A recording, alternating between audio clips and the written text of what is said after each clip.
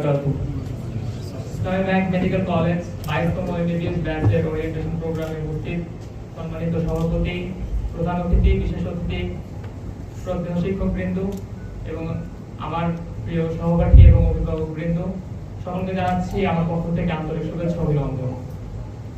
আমি প্রথমে ধন্যবাদ জানাতে চাই ইসলামী ব্যাংক মেডিকেল কলেজ কর্তৃপক্ষকে আমাদেরকে বরণ করে নেওয়ার সুন্দর এই আয়োজন করার জন্য। আজকের এই দিন, এই মুহূর্ত আমাদের মধ্যে এক অন্যরকম আবেগ অনুভূতি সৃষ্টি করেছে। বছরের পর বছর ধরে লালন করা আমাদের সেই স্বপ্ন সারা এপ্রিল গায়ে দিয়ে মেডিকেল ক্যাম্পাসে আসার যে তীব্র বাসনা আজকে পূরণ হতে চলেছে। এজন্য মহান সৃষ্টিকর্তার কাছে আমরা শুকরিয়া আদায় করছি। আমি সত্যি খুব আনন্দিত ইসলামী ব্যাংক মেডিকেল কলেজের মতো একটি কলেজে ভর্তি হতে পেরে। উত্তরবঙ্গের বেসরকারি মেডিকেল কলেজগুলোর মধ্যে অন্যতম সেরা মেডিকেল কলেজ হচ্ছে ইসলামী ব্যাংক মেডিকেল কলেজ। এই মেডিকেল কলেজের প্রথমে যে জিনিসটি আমাকে খুব ভালো লেগেছে সেটি হচ্ছে মেডিকেল ক্যাম্পাসের পাশে একটি স্বতন্ত্র মসজিদ, যেখানে ছেলেরা এবং মেয়েরা আলাদা আলাদা ভাবে নামাজ আদায় করতে পারে। এই মেডিকেল কলেজ ইসলামী ভাবধারার আলোকে প্রতিষ্ঠিত, যার স্বপ্নদ্রষ্টা ছিলেন শহীদ মীর কাসেম আলী।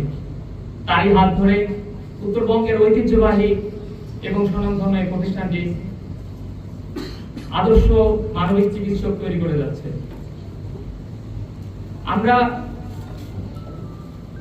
সেই শহীদ মীর কাসেম আলীর রুহের মাগফিরাত কামনা করছি। আল্লাহ যেন তাকে জান্নাতবাসী করেন।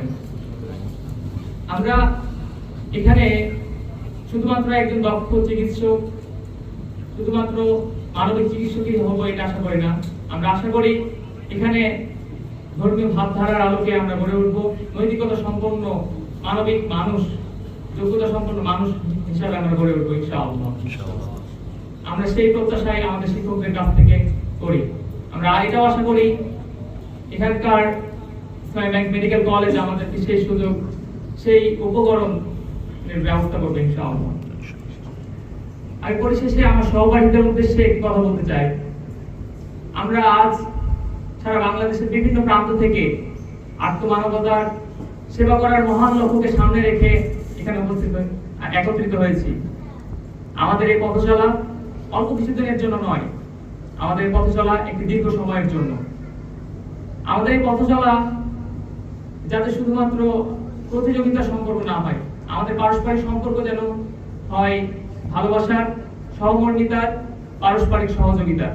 এই আশাবাদ ব্যক্ত করে আমি আমার সংক্ষিপ্ত বক্তব্য এখানে শেষ করছি। আসসালামু আলাইকুম ওয়া রাহমাতুল্লাহ।